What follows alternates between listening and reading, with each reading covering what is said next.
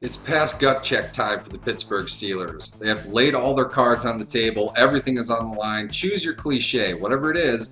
The 3-3 Pittsburgh Steelers are going to need a big showing the rest of the way if they do wish to make the playoffs. With Behind the Steel Curtain, I'm Neil Kuwan. We're going to focus on one of the emerging young players for the Steelers defense, and it comes at a pretty good time for them considering how badly their defense has played the last couple weeks. Defensive end Stephon Tuitt got in 18 snaps against Cleveland, up from his previous career high of 11 against Jacksonville. Part of the 18 snaps was probably due to the injury to nose tackle Steve McLendon, which moved Cam Thomas inside.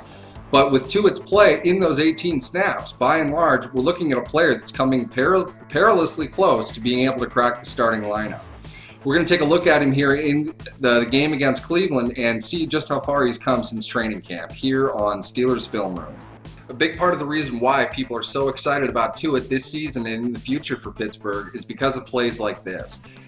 The first one we're going to break down here, there's about 5:48 left in the second quarter, and Tuitt's in at the left defensive end position.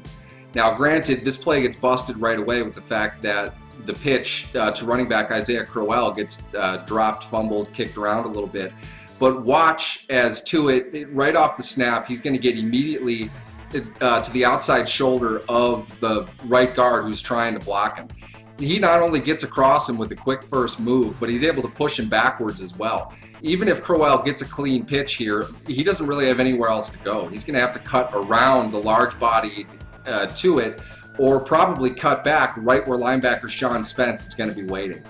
A large chunk of the Steelers' defense on the right side gets blown out on this play, but Tuitt held his own, held strong, and was able to be in a position to make the play had they gotten to that.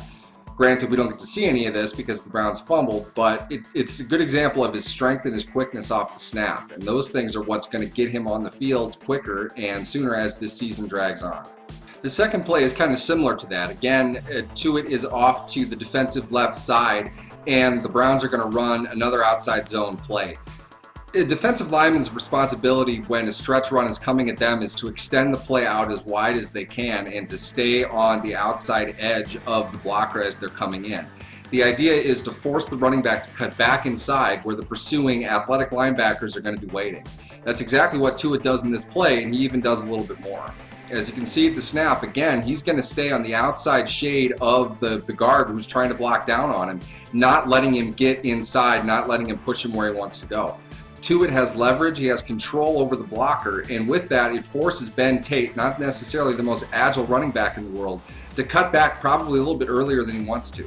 In doing that, he gets too close to his blocker as well and ends up tripping over his feet and falling down for a 2-yard gain after Troy Polamalu falls on top of him. Tuitt in this particular play does his job well simply because he's not allowing the play to go where it wants to go into its strong side, pushing out to that outside. Because he gets penetration and because he keeps his shoulder on the outside of the guard, there's nowhere really Tate is going to be able to go. If Polamalu doesn't get him there, he's not going to go for more than a 2 or 3 yard gain anyway. It's another great heads-up play from the rookie defensive lineman who's coming along a lot faster, I think, than people thought that he would, and he could see himself on the field far more often as early as Week 7 against Houston.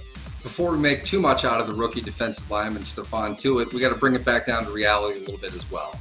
He had negative plays in this game, as any rookie would, and the biggest issue it appears that he's going to have, and he had against Cleveland, is matching the speed of the game and getting his stamina up to a point where he can contribute against a no-huddle and hurry-up offense like Cleveland's.